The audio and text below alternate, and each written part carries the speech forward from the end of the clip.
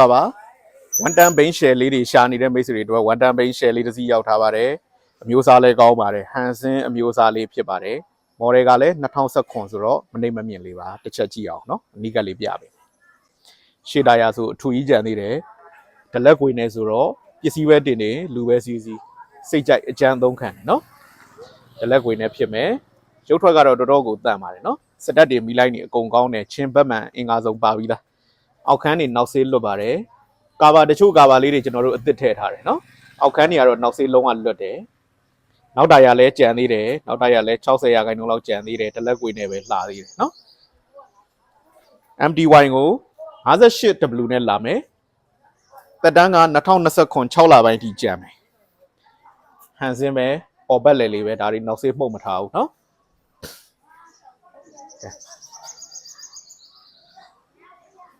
အပြီးဒီ orbit level share လေးကိုကျွန်တော်ရောင်းချပေးမယ်ဈေးနှုန်းလေးက18သိန်း8000 18သိန်း8000ကို shorting ပါပါလေးလုပ်ပေးပါဦးမယ်53ဘီလန်13314ကြားမှာရှိတဲ့ Sunshine Moto မှာလာရောက်ကြည့်ရှုဝယ်ယူအားပေးဖို့ဖိတ်ခေါ်အပ်ပါတယ်အားလုံးကိုကျေးဇူးတင်ပါတယ်